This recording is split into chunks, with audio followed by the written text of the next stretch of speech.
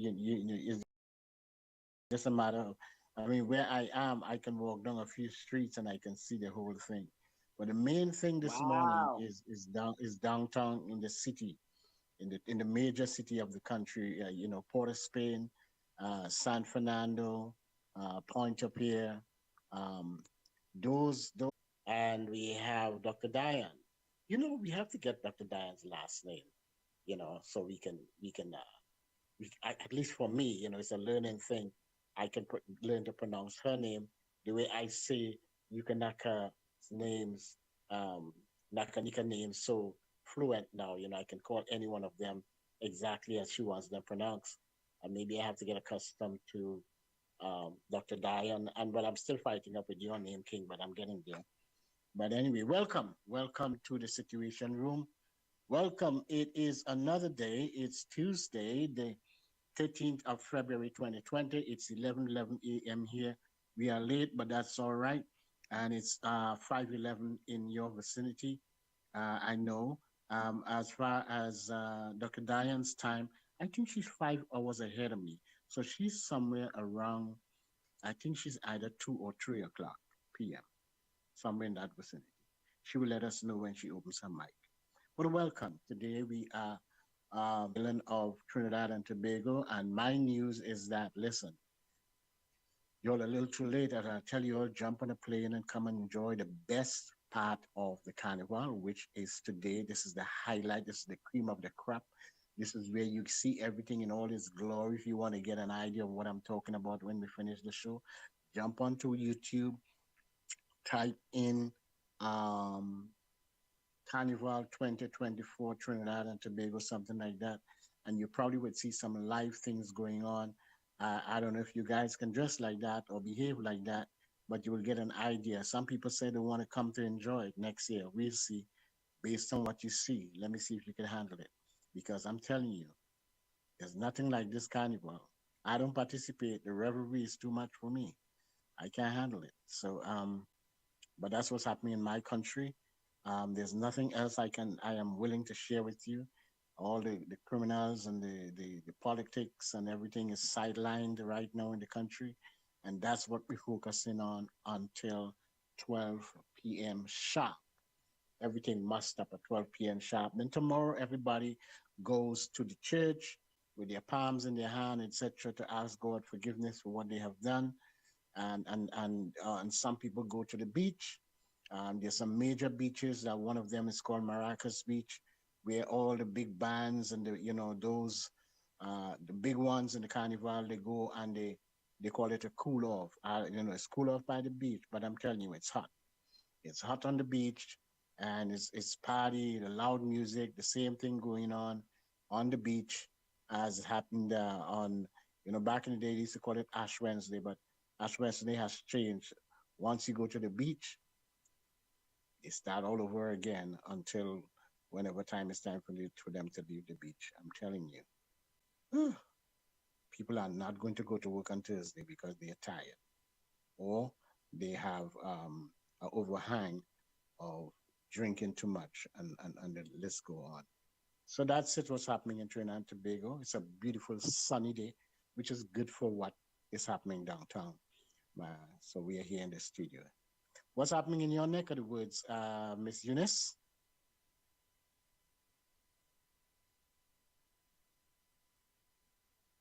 Well, schools opened yesterday, and we are seeing the parents all busy taking their children to school with the sanitizers in their hands and all kinds of safety measures, the face mask, the gloves in their hands, and everything. So far, so good. And in other news, we have the Minister of Labor announcing that they will be assessing every investor that comes in the country for the labor laws and making sure that workers in Zambia are receiving the better treatment that they should in the country. So that's some big news that has been announced so far today. And apart from that, we've seen social media platform wishing all radio stations a happy International Radio Day. Thank you for the reminder about that. That's a great reminder today, being International Radio Day. So yes, the other queen in the room, all the way from Nigeria, the big, beautiful country, complex in all different forms and formats. I plan to visit Nigeria one of these days. I don't know if I could hold Nigeria or Nigeria could hold me when I get there, but we see. So what's happening in your neck of the woods, Dr. Diane?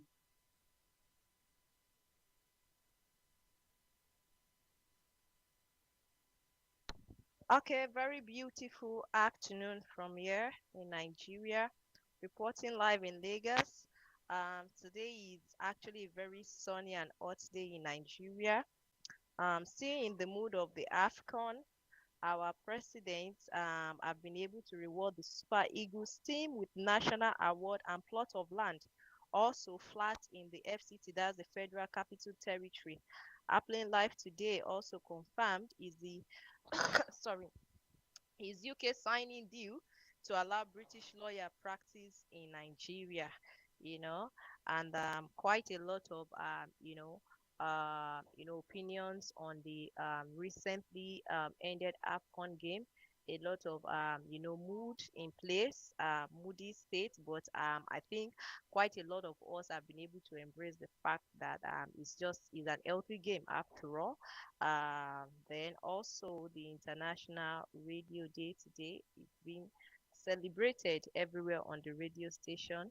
So I think that is just all that is the I mean that's just all like the big major events in Nigeria today. All right, great. I think we heard what we wanted to hear. Beautiful things going on in Nigeria. Can you all handle me when I get there?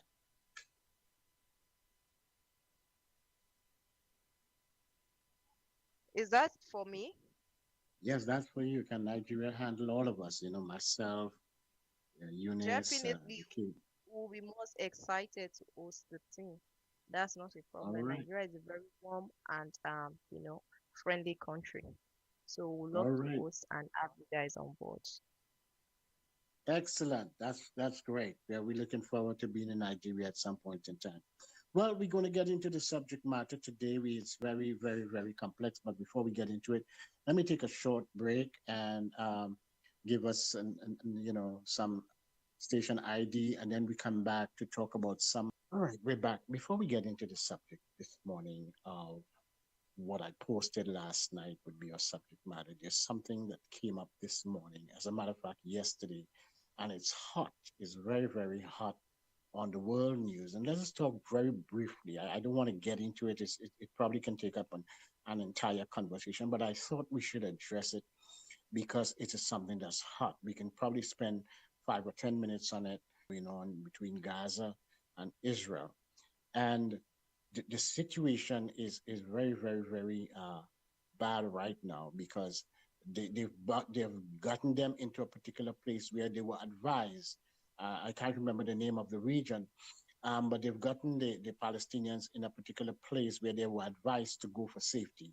Every time these people go in a particular place of safety, a few days later, they're attacked by Israel. And so now the whole world is saying, if you look at the map and see where they are right now, there's nowhere for them to run anymore. They're really in a place where they can be really slaughtered. And Israel is planning and has already started uh, attacking these people. Not only are they attacking these people, they are attacking the media personnel, people who are bringing the news live. They're attacking them and bombing them and shooting at them. And we saw photos and pictures and videos of some of the media personnel that are being shot at and blown up, some of them losing limbs and all that kind of stuff. Give us a little idea from your perspective, very short and to the point. What do you think about what's going on in Gaza? Do you really think this is something that is happening haphazardly, or do you think this is bordering, or is it genocide in all its ugly form? Let's start with uh, let's start with Eunice. Am I going first? Yes, Actually, Dr. Dan, go ahead. yeah, Eunice. Yes. Okay, thank you. Unfortunately, the event in Gaza is such a pathetic one. And we've been having series of this report, since last year, since the war started. It's quite unfortunate, but as it is right now, it's very glaring that this is war against, I mean, this is crime against humanity, and is not right.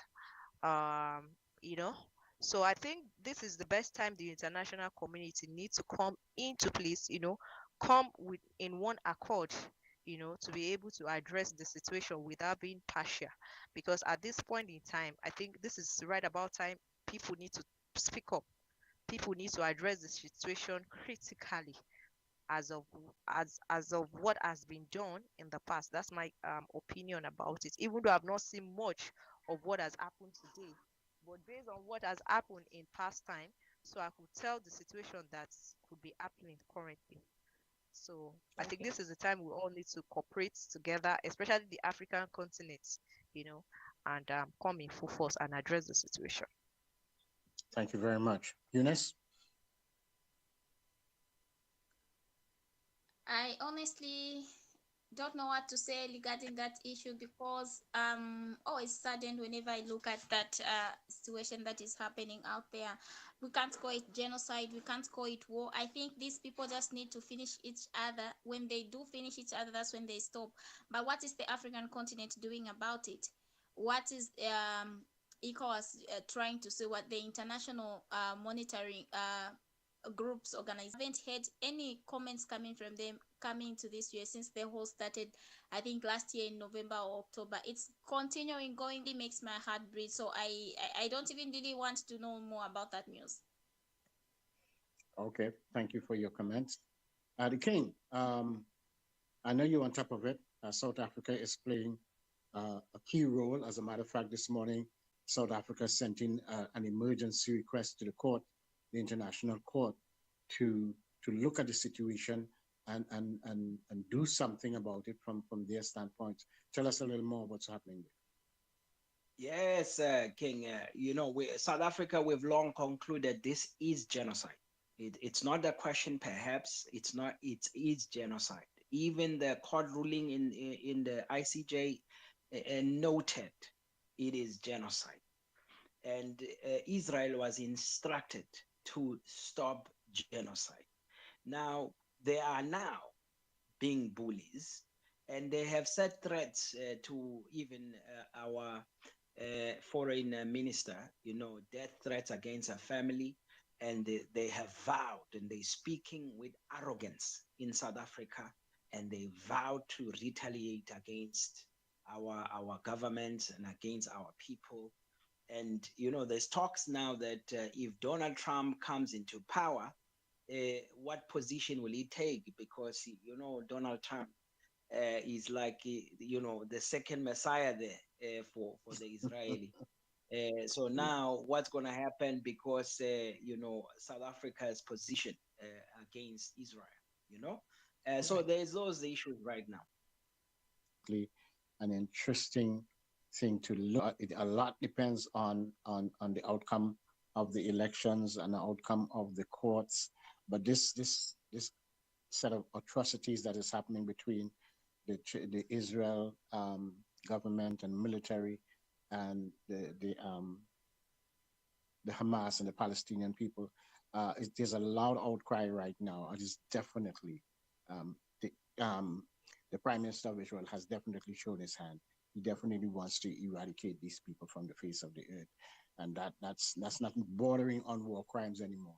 It is war crimes, and I think he should be held to be either not just accused, but he should be held for war crimes against the people in Gaza. All right. Well, thank you very much for your thing. Maybe we can do a short, not really a short, one of these days when we see everything unfold, we can do an entire episode on that. But this morning, we want to get right into what we came to discuss this morning. And before we get into that, let us just go right into it. Let me play you a quick station. I know you all can't hear it, but the station is listeners can hear that I created an ID specifically for WCA and Radio Africa with African drums and stuff in the back. I'll send it for you all to listen to. But anyway, this morning's topic, very, very crucial um, from a diaspora perspective. Um, is the continent of Africa uh, ready for us to come there? How safe it is for us to be there? And is it a good place, really, to invest? There's so many requests and so many things are in the air for people like myself, people within the United States and all over the world, as long as you are an African, to return to Africa and to make it home.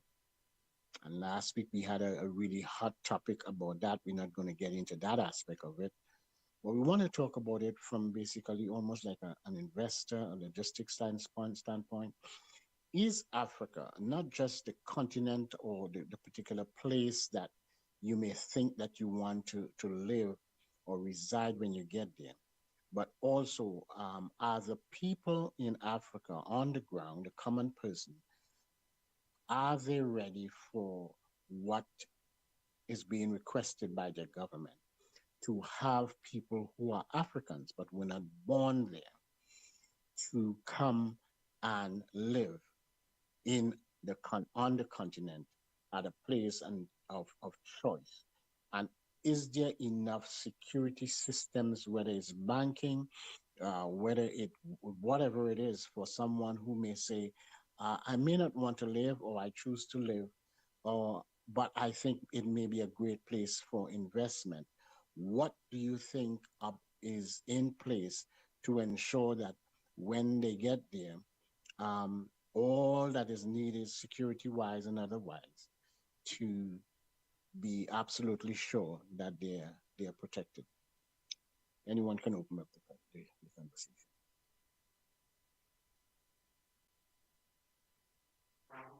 Okay, thank you very much. This is a subject matter that I'm most passionate about.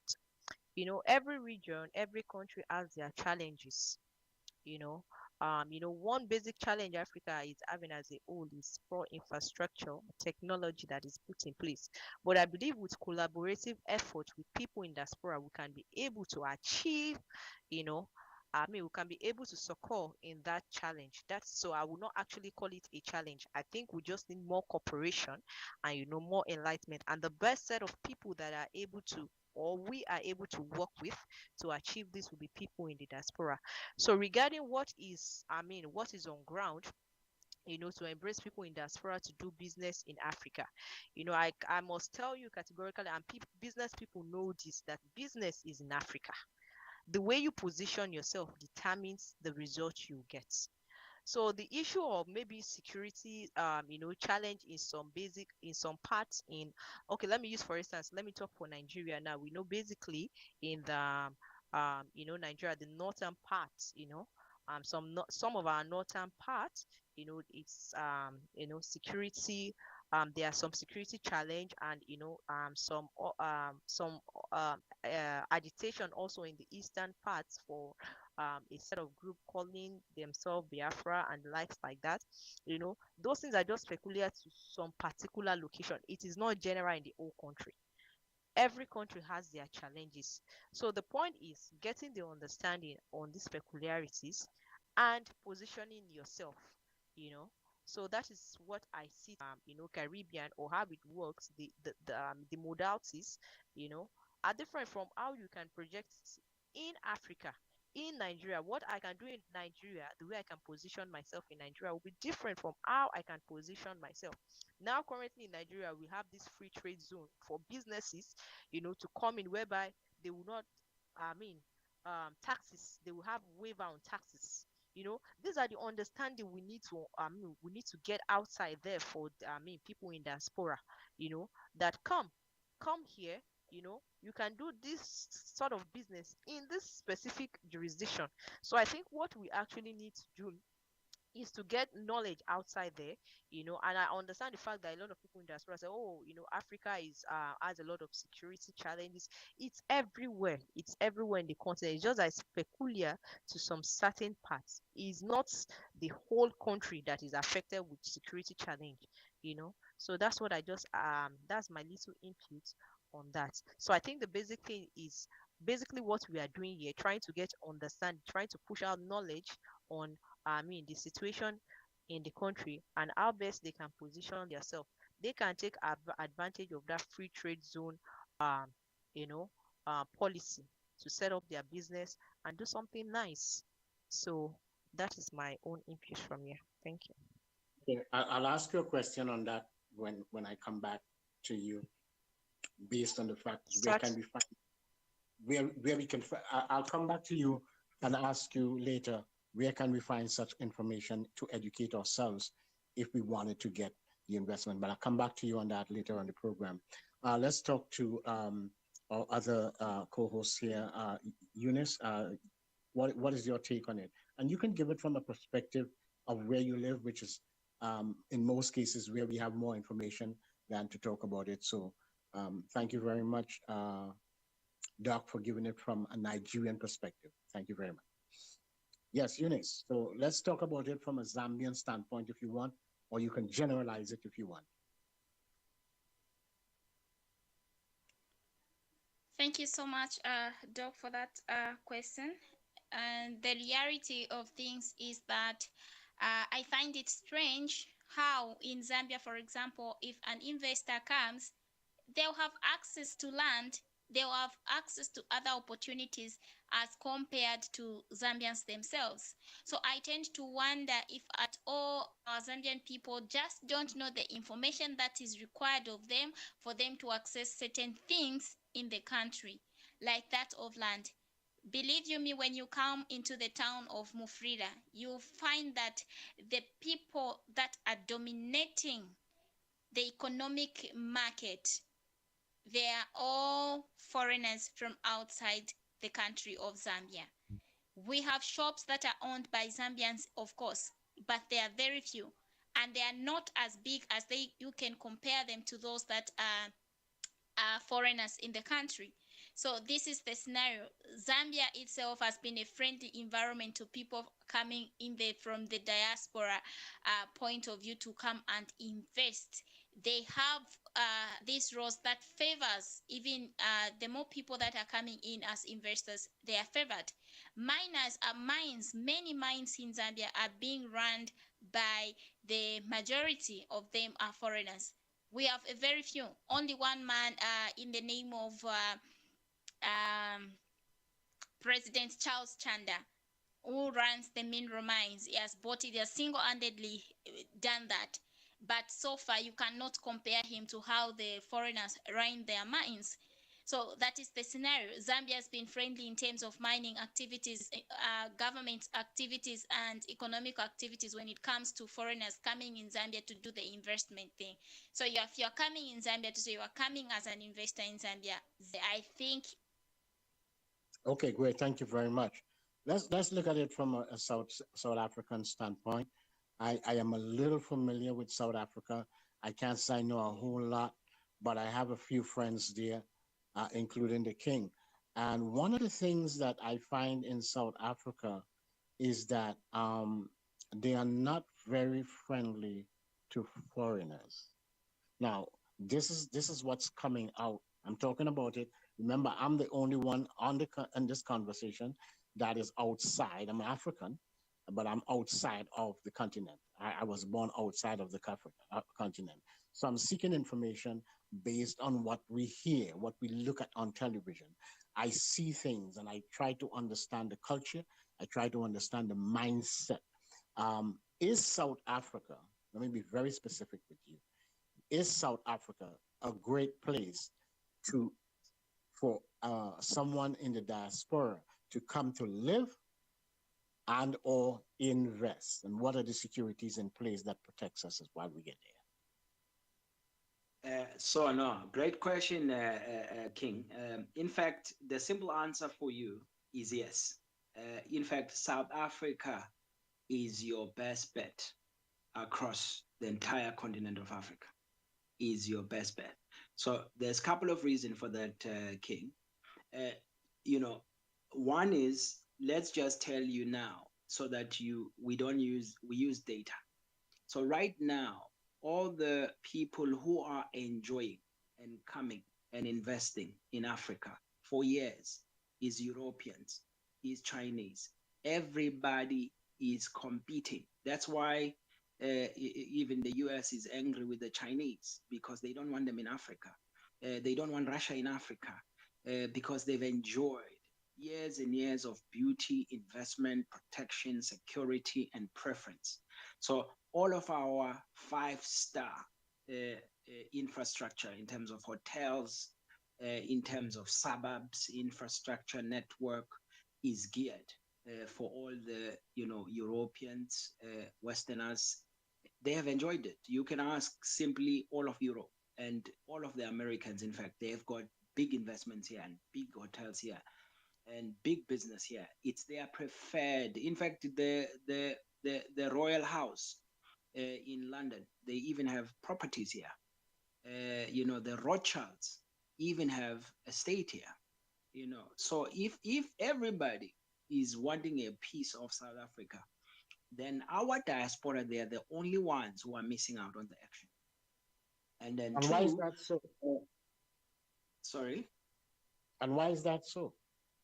Is there a No, fear? I think it's because they have not seen the opportunity. For some reason, they are nervous about it, but they don't know that when they come here, they are worshipped. You should see how Africa loves Americans. Any American, African Americans are worshipped in the whole of Africa, in fact, even more so in South Africa. So when you hear anti, sentiments of xenophobia, it's usually only referred to us fighting with Nigeria. Those are the kinds of fights. South Africa and Nigeria have always been competing and King fighting Henry, against each I other. have to ask you, why do you fight with Nigeria and Queen Diane? Answer that. Yeah. Why do Nigeria fight with? I was going to I attack swear him to when you. he says that South I Africa is swear. the best place for investment in Africa. I was going to disagree with him, but I wanted him to finish his point. Yes. Have So I let us raised, hear from him. You have see, Let I us hear raised an from him. Nigeria. argument here? Okay, go ahead. In all the 54 nations of Africa, Nigeria and South Africa have been traditionally rivalries in everything. You should see tweets and talks even now with these AFCON games. We always at each other, and even visa fights, even business fights, even trade fights.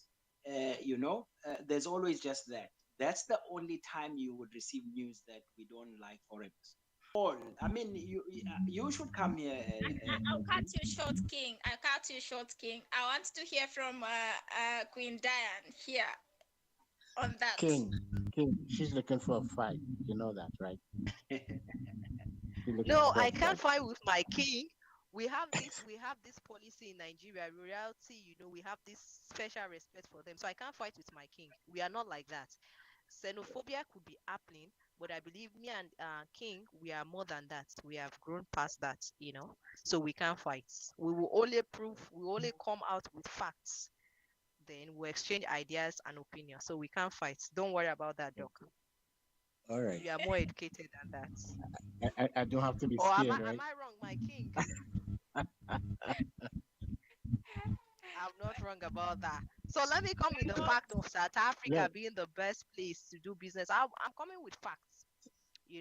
So I totally disagree with my king. He can prove me wrong. There's this thing with Africa, double taxation. But I can tell you with this, our current president, we've been able to go over that. So now, presently in Nigeria, once you come into Nigeria to do a business, it's just a tax. That is the state tax. The federal tax has been cancelled, and their way to even waive on the state tax, and that is the free trade zone we are talking about. So if I'm wrong, my king can prove me right. If South Africa have such policy in place, my king can prove me wrong about that. So my own best bet, if I'm in diaspora, will be in Nigeria. Nigeria is a very warm country, very friendly to even not even see during the recent AFCON that just ended. We were friendly to our brothers. We took the defeat in good faith, and we congratulated them. You see. Mm. So I'm not saying anything otherwise, but I think Nigeria has gone past that phase of rivalry for now. I think we have gone past that phase. So, and I Okay, think King. Nigeria is the best place to do business, my king. Thank you. All right, King. Let me hear you, King. Let me hear you. Okay, so I think the Queen is right with some of what Nigeria is offering. So Nigeria is good because they have the numbers in the population. So if we're looking for sales, if you have like retail, they do great there because they've got the numbers, they've got the population. But if you want like quality of life, you as an investor to live here and have space, land, then Nigeria is not going to be a good place because in terms of land and access to space, that it's the heaviest population and two congestions, traffic, ease of travel and movement. There you need a driver, you need a chauffeur to drive in their traffics. Here in South Africa, you have the infrastructure that is similar to Europe. That's why Europeans, Cape Town, for instance, is the third most beautiful city in the world after Sydney, Australia, and Singapore. That is why we have the largest tourist base. All the Europeans come here. They always come here. So we are the city that hosts in the entire Africa. We are the city that is number one in the world with tourism. And so people love coming here. We've got beautiful hotels, game reserves. We've got lush luxury living. We've got integrity of, we look at power. And I visited Nigeria, sometime around 2014. I landed in the airport. One of the things that at the time that shocked me is how many times power cuts happen. And I thought it was normal, I thought it was strange. That is before we have our own load shedding now. You see, now we have load shedding 3 times a day now. We have, I thought we would never reach that level that I experienced when I was in Nigeria. So now we are unfortunately have declining infrastructure, just like Nigeria has. The roads are terrible, decaying infrastructure there, heavy population, too much decay and pollution. It's just too much people. But when you come to South Africa, it's relaxed. You've got acres and acres of farmlands. You've got game reserve, game drives, lush luxury farming. It's really, at the moment, there is no African country that is equipped to host tourists like we do. Okay. And the All right. luxury of life that we have in South All right. Africa. Let me My ask you. king, Let I me, beg to let me ask disagree you a with question. you. Let me ask a question here. Let me ask a question. Now we're looking at this thing from a diaspora perspective, all right? So I'm trying to keep the focus, right?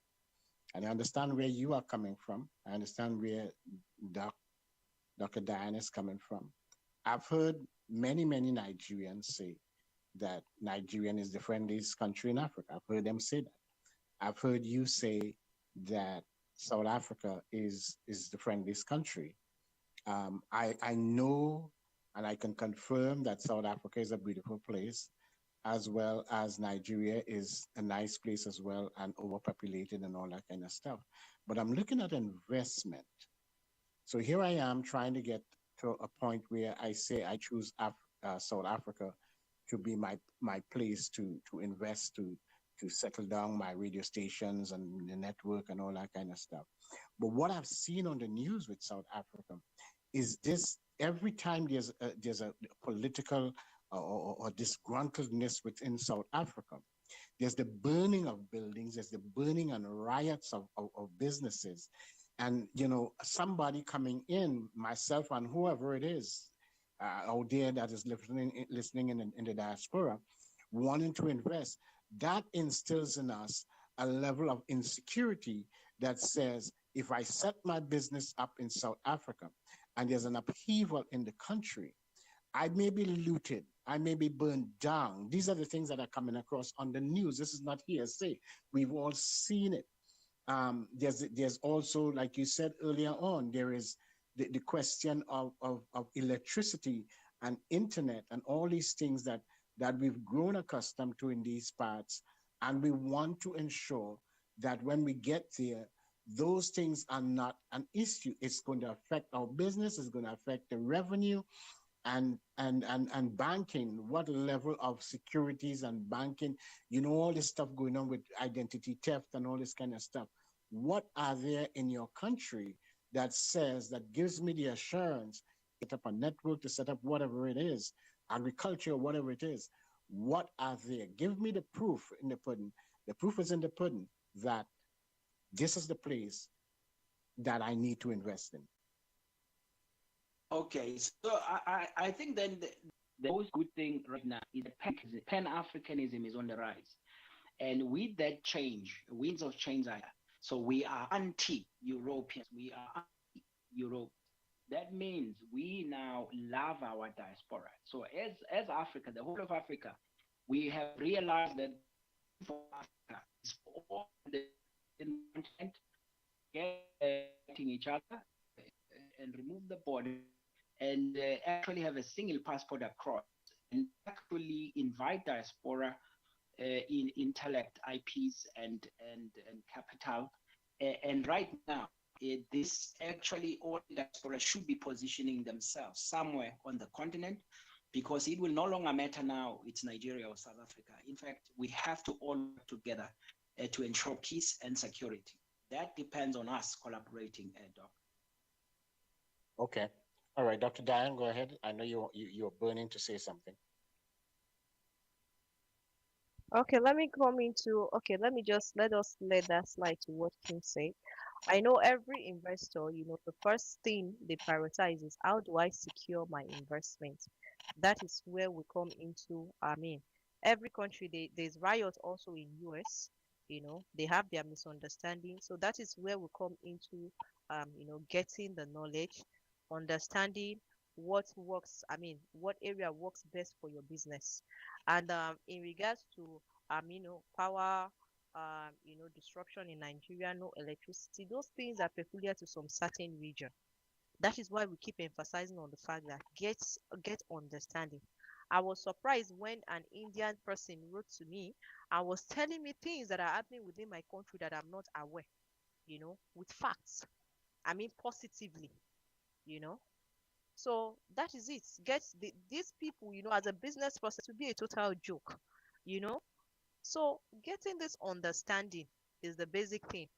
You go on the internet, you go on government websites, try to understand the policy for this enterprise setup. You can go on nebza.government.ng, and quite a lot of other websites you can go on, get an independent consultant. I think that is the place of consultancy. So it depends on the nature of your business, that would depend on where, the jurisdiction, you should set up your business. There's some business. Lagos now is highly congested because it is the commercial center of Nigeria. That does not mean Abuja is congested like that. That does not mean Osun State and some other states who are congested like that.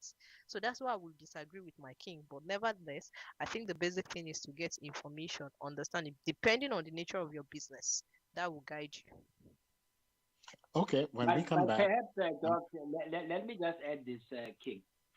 Let me just speak to the diaspora. The issue here is right now, Europe, America, or it's not the right place to be, because the weapons are poison each other. Russia and America are gonna bomb each other. So the safest bet right now is Africa. Africa is a paradise. When we come back, we talk more about that. Stay right there. Okay, and we're back. Ms. Eunice, go right ahead. I know you're itching to say something as well. It's just a concur with what Dr. Diane said. I was shocked at my age now, 29 years of age, I realized that I was staying 5 minutes walk to the mountain that harbors gold and high grade copper in my community, in my compound when I was growing up, and I didn't know about it. Someone from South Africa comes in and says, this land has got gold and copper concentrates. We need to demarcate it, and they put a wire fence on there. So, which goes to show that is there something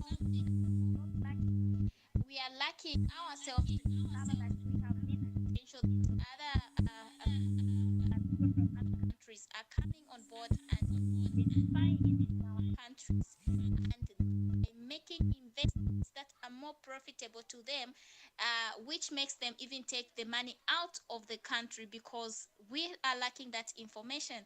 So I guess for me, Africa is the best place to do the investment. Just like Dr. Dan says, she was shocked when an Indian man was telling her something. I've been shocked in the same way. From my dad's place, you walk just 5 minutes walk by. You are in the place and no one knew about it. So Africa is the best place for investment in terms of the people in the diaspora. And again, what matters the most is you have to to research, do your research well based on the country where you want to go and settle and do your investment. If you are coming to Zambia, search what is Zambia's most profitable business that I can go do in Zambia. Is it selling of goods and services? Maybe the production of clothes, or maybe farming? Is it mining? Where can I set up my mine? And which reforms can work for me? So I think that is the key word. Do your research well based on what you want to do. Mm.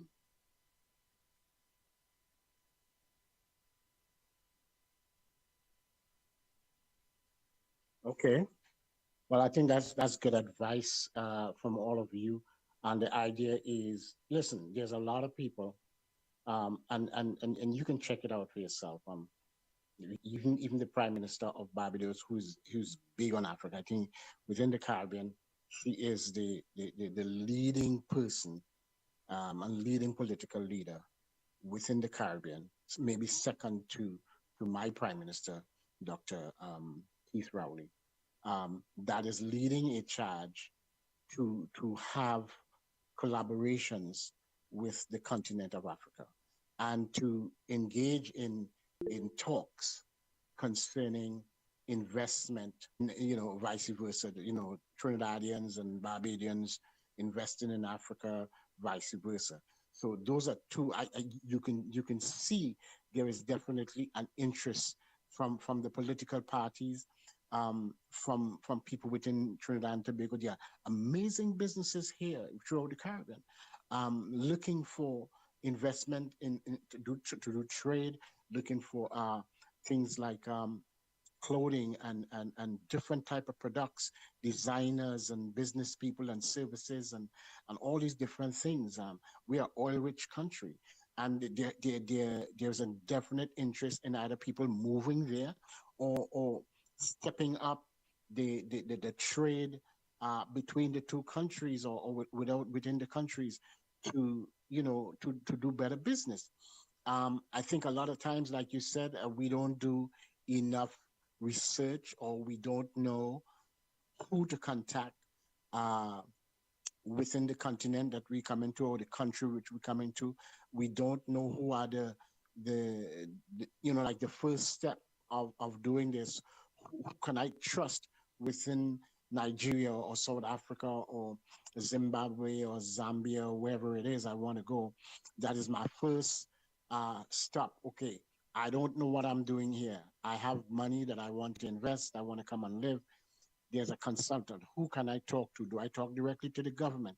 Is there somebody that I can trust who has a legitimate business that I can trust and that could give me the information that I need? Should there be within the embassies within the Caribbean? Should there be an area within the embassies that we can go to and can give us a real heads up on the first steps that we should take in visiting or coming to do business? Should we then just take it upon ourselves and travel to the country and get a first-hand look and get a tour? And who is going to be our trusted guide in in in in finding out all these information? These are some of the things that I think that is needed in making a move to come to your country, your part of the world, and invest or live. Certainly, when you look at the figures, purchasing a house in Trinidad and Tobago, which in some cases may cost me a simple house, can cost me $1.5 million to begin with. I'm not talking about US dollars, I'm talking about Trinidad and Tobago dollars. If I should take that same money, whether I convert it to US dollars or not, and come to Zambia, I can do much more than that. I can not just buy a house and land. I could have a, do buy so many things with that money, because the money that I have in Trinidad and Tobago it's a greater investment as far as purchasing power, as far as the cost of the land, the cost of a building, and putting everything in the infrastructure to set up a radio station, whatever it is. That 1.5 million dollars will do me better doing that and putting infrastructure. As to the returns on my investment, that is something I have to do the research on. Certainly, when you look at, if we're talking radio, we're looking at my population of 1.5 million people. If I get a piece of that pie, okay, I get a piece of the pie, whether it's 5% or 15%, it may do me well. But in a population of Zambia of 20 million, a population of the continent of Africa of 1 point something billion people, you're talking about a bigger piece of the pie.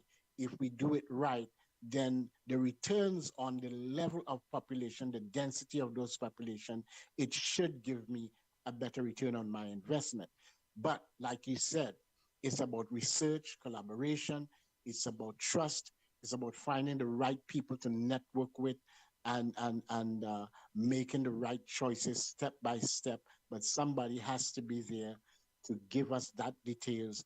Are those details in place? And if they are, either you start telling us where they are. It doesn't have to be necessarily today, but maybe it's something that we need to talk about, because people need that type of information to um, to begin the process of moving or relocating to the country of Africa. There's a lot of reasons I want to come, and Africa has always been. This is me personally now. Africa has always been a great interest to me, to want to visit and to see. I'm hearing within the last 10 years about the diaspora and investment, so that gives me another reason to want to come and explore that possibility. So yeah, definitely, what we've done today is just the beginning of something that I think people within this area, the Caribbean area, and everywhere else that is listening, is the first step of information. And I hope that we come back again the next time around to give more solid information. Where can we find the relevant information to make the first step towards being on the continent? Anybody want to say anything as we close up this aspect? Because I want to talk about something with Eunice, doing something amazing before we close off. No, Doc. I think the invitation is open. Maybe the first step in this research is actually come talk and see yourself, and that is really the best model. Visit all these countries, see and interact on the ground, and then you learn it. And I think that's the first. Okay. All right. Okay, Thank you. thank you, my king. Just to add to what Doc has said, the world at large now has become so globally closed. I've always had that thing that, oh, the world is a global village. I'm like, but if you notice the trend of things now, there are a lot of different association, Carry on now. different chamber of Right. commerce, you know, floating different international conference, summits, seminars. I think that's like the best step to get started, you know, trying to find out the peculiarity in this country, in that country, trying to network. So I think that is like the best step in my own better understanding. And a show like this, you know, to guide to guide. So I will encourage everybody out there, to stay tuned, to our next talk, so that more openings, more things will be reviewed in the space of Africa on how to get started in Africa space. Thank you.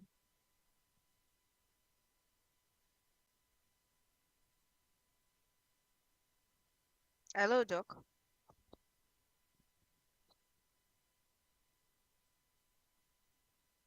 So if I say I wanna go settle down in Nigeria, is the environment so friendly even for women? They are like in terms of In Africa presently, I'm not trying to brag about this, but I must tell you, what is the warmest person you can deal with?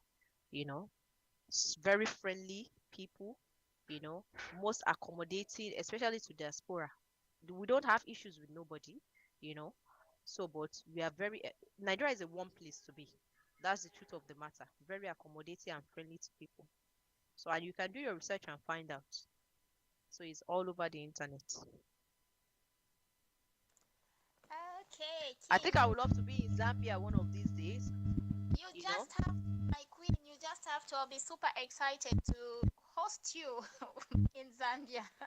I'll be super excited. And I'll be super excited to want to meet with you, try to check out a lot of things. I'm actually into the mining space, and Zambia is a place to look out for when it comes to, steel, metals, yeah, and the Zambia likes like that. gold, and all kinds of minerals that you want to venture into. I'm glad that you are in the mining sector. So I hope listening from what the doc said about next week, digging into the policies and where people can find these websites, I guess you also have to stay rude so that you get to know where to find the information needed for you to come and invest in Zambia and probably just come and stay in Zambia. Doc?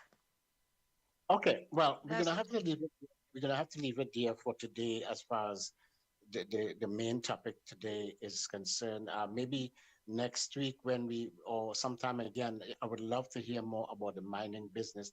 I heard there's a lot of people involved in the mining business in Africa. So probably we'll highlight um, Dr. Diane's business on one of our segments. But today we want to talk a little bit as we close off.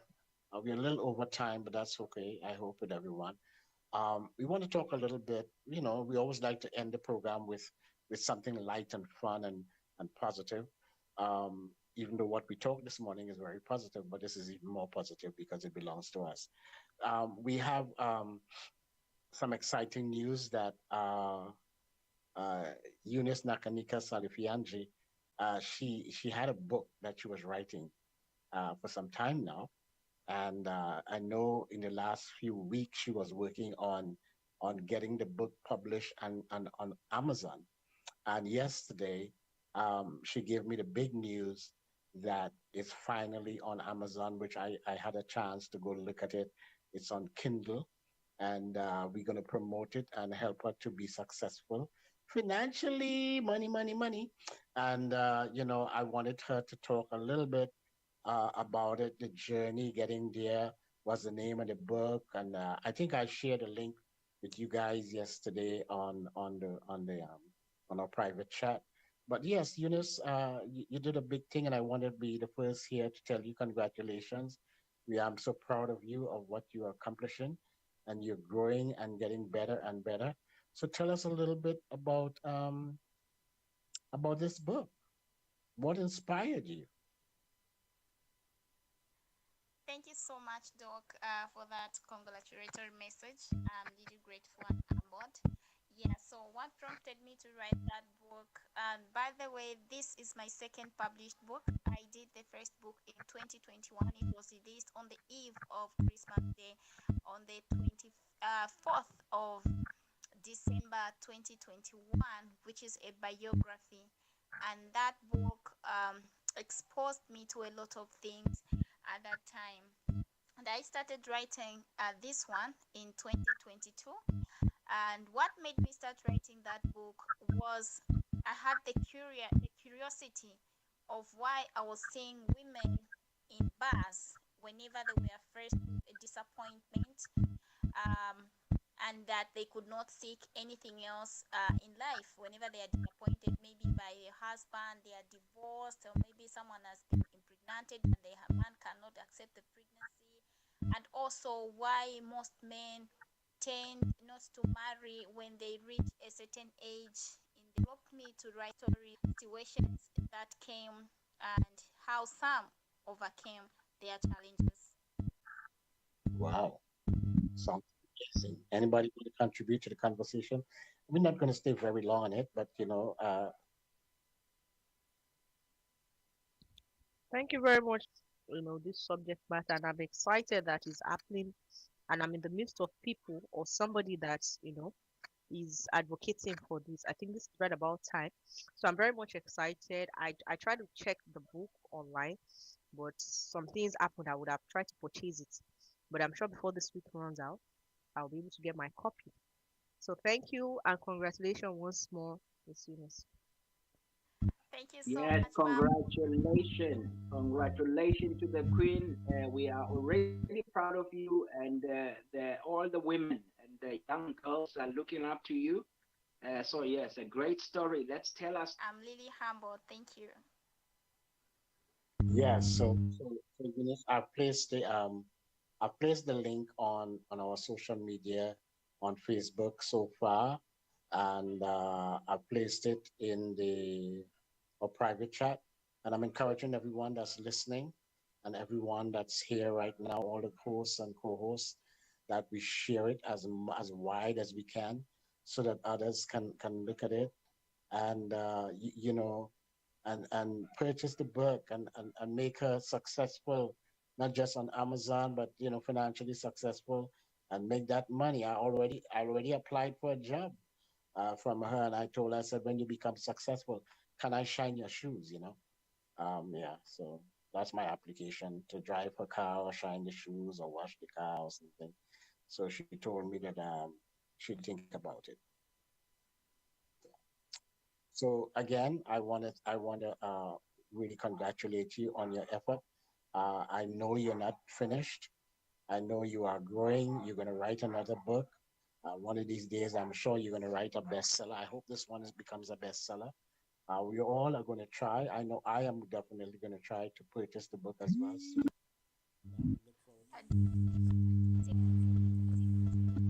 Uh, It's almost also on completion. I'm just trying to add a segment that is the Drug Enforcement Commission's role in curbing drugs substance abuse in Zambia. I want that part to be at the end of it all, but I've written that what it causes substance abuse and why so many people are thinking about suicide in most cases. It also relates in that book that it will be coming up soon, I guess, by the end of this year. Okay, great. Well, you have some great platforms that you're on besides the ones that I know about outside of ours. You are in charge of the radio station, which gives you a great platform, and you are the president of Heart Talk Between Sisters. So that gives you a great platform. Your book seems to be a book that I know men are going to buy the book, but I know a lot of women will be able to align themselves based on their experience with that book. So as you move around, in your country, with different organizations, as you attend women conferences and all of that, even in the conversations that we're going to have on Hard Talk Between Sisters. I hope you continue to get a chance to talk about the book and to share the information with people, and so that people can benefit and grow and from what you have written.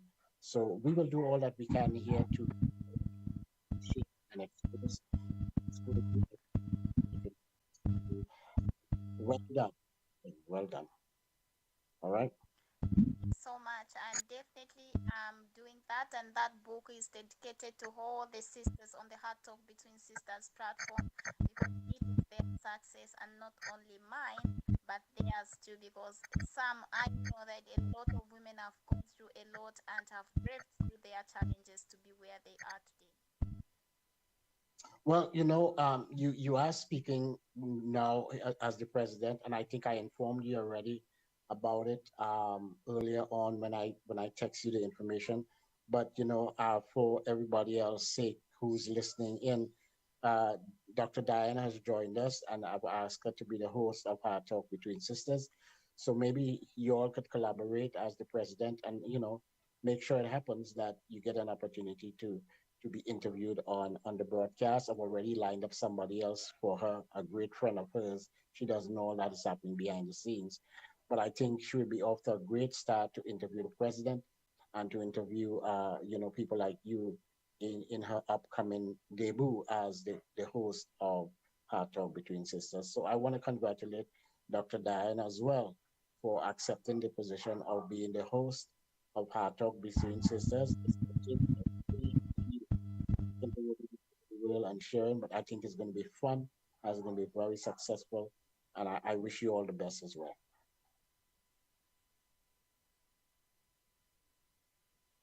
At Hard Talk Between Sisters, we will write a formal congratulations message onto her in person.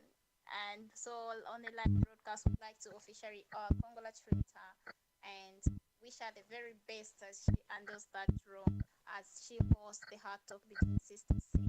Dr. Diane, a big congratulations to you. Thank you very Congratulations, much, Doc, Queen. for the opportunity. Thank you very much, Mrs. Eunice. I'm so much honored. Thank you very much, my king. I'm very much honored, and I'm excited to be in the midst of. I've never been this so much excited being in the midst of people. So I think I'm excited, and I'm ready to take up the challenge. And I'm sure with our support, we'll be able to do something great. So thank you very much. You welcome. Last but not least, I have to tell the king he didn't say yes to it, but from where I'm standing, I did put on the platform last night everybody who's going to be the host, and I did appoint the king to be our African perspective talk show, and himself and Alfred Fufuna. I put them as the host of that segment, a segment that I think is really needed. And I think the king has a really broad view of listening to him as we have conversations here. And I kind of outlined some of the areas of interest within the African perspective. I love the name, and I think that hopefully he accepts. And if he does, I want to congratulate him as well to accepting the position on the African perspective. It's a So done I'm deal, King. I'm doing my homework. I'm doing my homework. I'm excited about this thing.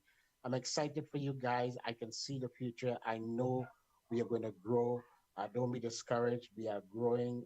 The numbers are growing, and pretty soon we're going to be the talk of the continent, and we are going to have the kind of influence and leverage that we want. Everybody is going to be clamoring to be interviewed on the program or to tune in, and I'm really really excited about it. It's just like Dr. Diane, even though I'm kind of leading this whole thing. I'm just as excited about it, just like that. I really, really am excited about what we're doing and the people that we are finding to collaborate with and to put things in place. So I'm excited about this team. This is the 18. And we may not have all the years of experience like some radio stations, but we are learning, we are growing, we are open to advice and training. And I think it's just a matter of time before we hit the top. It's a slow climb and a slow grind, but we'll get there. So keep keep uh keep motivated and keep focused and find yourself and find your niche, and God will continue to just lead you in a direction of success. So congratulations. We want to thank all of you today for being here. I really appreciate you all. I think about you all the time. And I want to thank our listeners who continues to grow. I was listening this morning to Eunice's program. People were calling in from so many different countries and sending in texts, which gives me the idea that people are listening and they're sending in their comments and their questions, and we're growing. And I do appreciate all that. Thank you, listeners, for tuning in and being an integral part of what we do. Continue to share the link. And if you want to get in touch with us, you can easily call us at 1+1 678 856 3709, or you can call Eunice as +260 968771715. And stay safe. Have a wonderful rest of the day. God bless. And we are out for the rest of the day. We're going back to Gronk Central.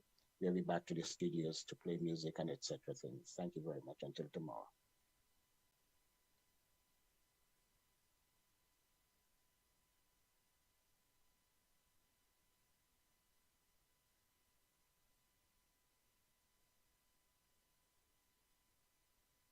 Well, folks, you've been listening to the Situation Room, a program that we come in every single day and really talk about situations that are popping up all over the world. Um, some of them not too pleasant, but we always try to end with something pleasant and positive. And we certainly want to thank you guys for listening to our program.